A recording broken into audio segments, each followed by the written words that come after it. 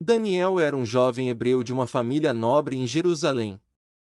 Em 605 a.C., o rei Nabucodonosor II, da Babilônia, conquistou Jerusalém e levou cativos alguns jovens nobres, incluindo Daniel, para servir em sua corte.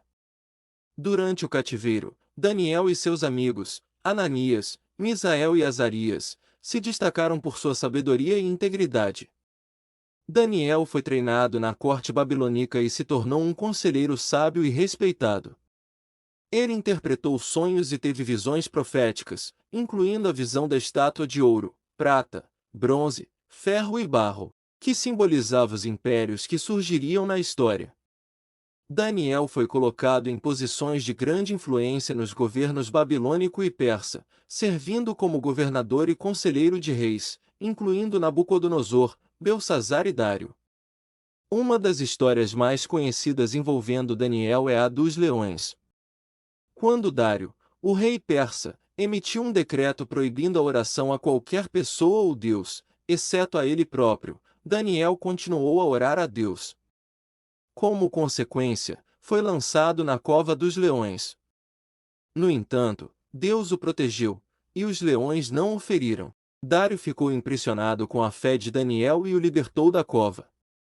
Além disso, Daniel teve várias visões proféticas, incluindo a visão dos 4 animais, a visão das 70 semanas e outras profecias relacionadas ao futuro do povo de Israel e dos impérios mundiais.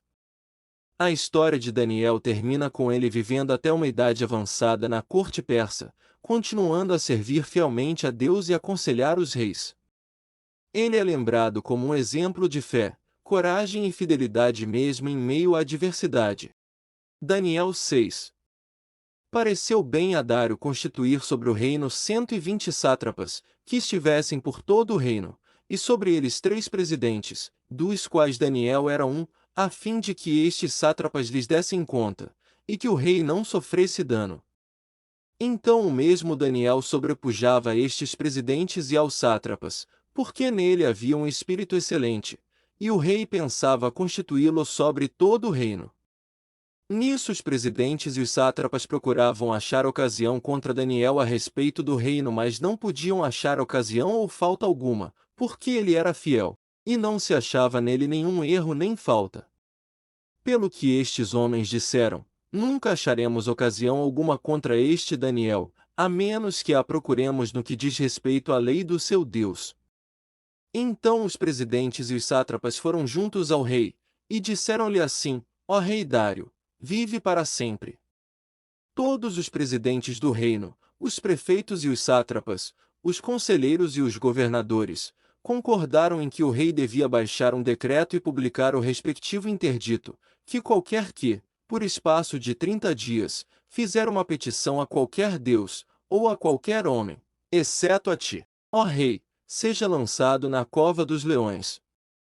Agora, pois, ó rei, estabelece o interdito, e assina o edital, para que não seja mudado, conforme a lei dos medos e dos persas, que não se pode revogar.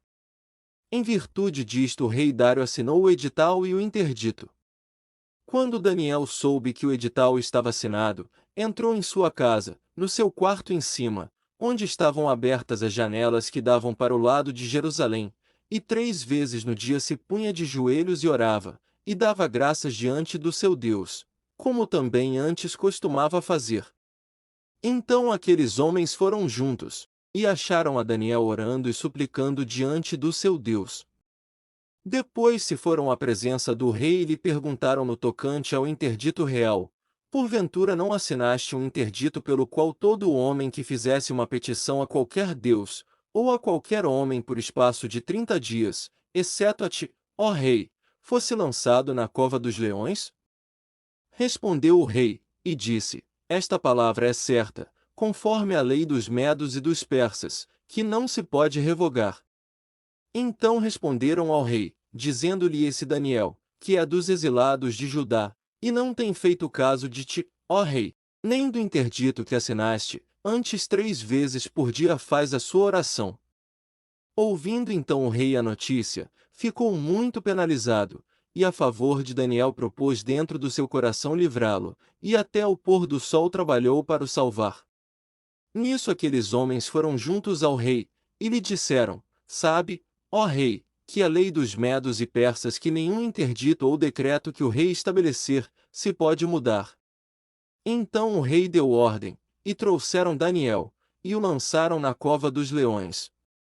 Ora, disse o rei a Daniel: O teu Deus, a quem tu continuamente serves, ele te livrará.